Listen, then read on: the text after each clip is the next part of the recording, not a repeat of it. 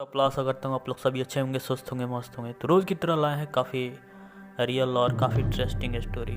तो आज की हमारी पौराणिक कथाओं में सबसे जो काफ़ी प्रचलित है वो है कर्ण का जन्म। तो कर्ण के जन्म के पीछे काफ़ी सारी कहानियाँ हैं। तो लगाइए हेडफोन और मज़ा लीजिए इस रोचक कहानी के। और शायद आपने कभी ये कहानी सुनी होगी। तो चलिए चलते हैं और सुनते हैं। तो धृतराष्ट्र पांडु विदुर के लालन पालन का भार भीष्म के ऊपर था। तीनों पुत्र बड़े होने पर विद्या अध्ययन के लिए भेजे गए और धृतराष्ट्र बल विद्या में और पांडु धनुर्विद्या में तथा विदुर धर्म और नीति में निपुण हुए। युवा होने पर धृतराष्ट्र अंधे होने के कारण राज्य के उत्तराधिकारी ना बन सके, लेकिन विदुर दासी पुत्र थे और इसलिए पांडु को ही हस्तिनापुर का राज घोषित किया गया। तो खैर भीष्म के धृतराष्ट्र का विवाह गंधार के राजकुमारी गंधारी से कर दिया गया और गंधारी को जब ज्ञात हुआ कि उसका पति अंधा है तो उसने स्वयं अपनी आंखों पर पट्टी बांध ली। और उन्हीं दिनों यदुवंशी राजा सुरसेन की पोषित कन्या कुंती जब सयानी हुई तो पिता ने उसे घर आए हुए महात्माओं की सेवा में लगा दिया। तो पिता के अतिथि गृह में जितने भी साधु महात्मा ऋषि मुनि आदि आते, कुंती उनकी सेवा मन लगाकर किया करती थी। तो एक बार वहाँ दुर्वासा ऋषि आ पहुँचे और कुंती ने उनकी भी मन लगाकर सेवा की। तो कुंती की सेवा से प्रसन्न होकर दुर्वासा ऋषि ने कहा कि पुत्री, तुम्हारी सेवा से अत्यंत प्रसन्न हुआ, अतः मुझे एक ऐसा मंत्र देता हूँ तुझे, जिसके प्रयोग से तू जिस देवता का स्मरण करेगी वह तत्काल तेरे समक्ष प्रकट होकर तेरी मनोकामना पूर्ण करेगा। और इस प्रकार दुर्वासा ऋषि कुंती को मंत्र प्रदान करे के चले गए। और एक दिन कुंती ने उस मंत्र की सत्यता की जांच करने के लिए एकांत स्थान पर बैठकर जब उस मंत्र का जाप करते हुए सूर्यदेव का स्मरण किया तो उसी क्षण सूर्यदेव प्रकट होकर बोले कि देवी, मुझे बताओ कि तुम मुझसे किस वस्तु की अभिलाषा करती हो और मैं तुम्हारी अभिलाषा अवश्य पूर्ण करूंगा। तो इस पर कुंती ने कहा कि हे देव, मुझे आपसे किसी भी प्रकार की अभिलाषा नहीं है। मैंने तो केवल मंत्र की सत्यता परखने के लिए ही उसका जाप किया है। और तो कुंती के इन वचनों को सुनकर सूर्यदेव बोले कि हे कुंती, मेरा आना व्यर्थ नहीं जा सकता।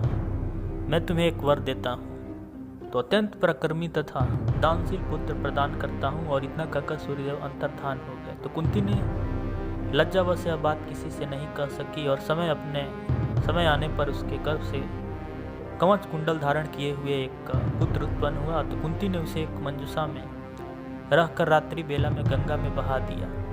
तो बालक बहता हुआ उस स्थान पर पहुंचा जहां पर धृतराष्ट्र के सारथी अथिरित अपने अश्व को गंगा नदी में जल पिला रहा था। तो उसकी दृष्टि कवच कुंडल धारी शिशु पर पड़ी और तो अधिरथ निसंतान था और इसलिए उसने बालक को अपने छाती से लगा लिया और घर ले गया।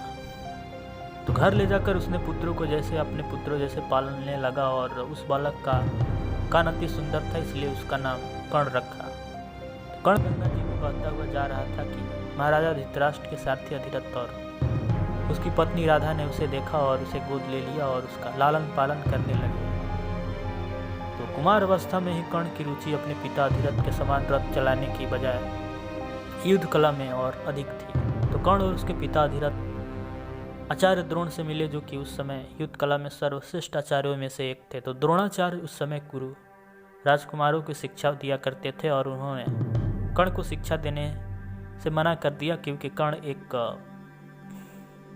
सारथी का पुत्र था और द्रोण केवल क्षत्रियों को ही शिक्षा दिया करते थे। तो द्रोणाचार्य की असहमति के उपरांत कर्ण ने परशुराम से संपर्क किया, जो कि केवल ब्राह्मणों को ही शिक्षा दिया करते थे। तो कर्ण ने स्वयं ही ब्राह्मण बताकर परशुराम से शिक्षा का आग्रह किया और परशुराम ने कर्ण का आग्रह स्वीकार किया और कर्ण को अपने समान ही युद्ध कला और धनुर्विद्या में निशानत किया। और कर्ण को उसके गुरु परशुराम और पृथ्वी माता से श्राप मिला था। तो कर्ण की शिक्षा अपने अंतिम चरण पर थी। तो एक दोपहर की बात है कि गुरु परशुराम कर्ण की जंघा पर सिर रखकर विश्राम कर रहे थे कि कुछ देर बाद कहीं से एक बिच्छू आया और उसकी दूसरी जांघ पर काट कर घाव बनाने लगा। तो गुरु का विश्राम भंग ना हो इसलिए कर्ण बिच्छू को दूर ना हटाकर उसके डंक को सहता रहा। तो कुछ देर में गुरु जी की निद्रा टूटी और उन्होंने देखा कि कर्ण की जांघ से बहुत रक्त बह रहा है।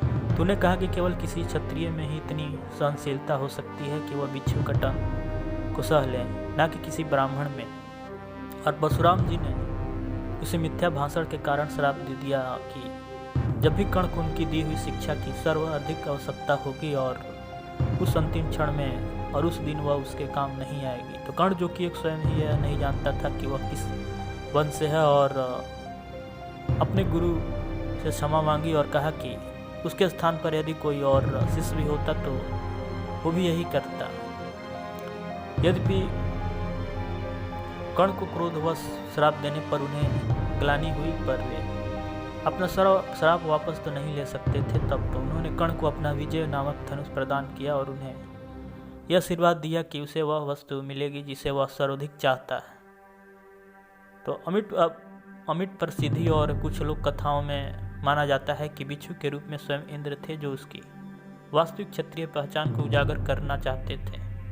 तो परशुराम जी के आश्रम में जाने के पश्चात कर्ण कुछ समय तक भटकता रहा और इस दौरान वह शब्द भेदी विद्या सीख रहा था। तो अभ्यास के दौरान उसने एक गाय के बछड़े को कोई वन्य पशु समझ लिया और उस पर शब्द भेदी बाण चला दिया और बछड़ा मारा गया।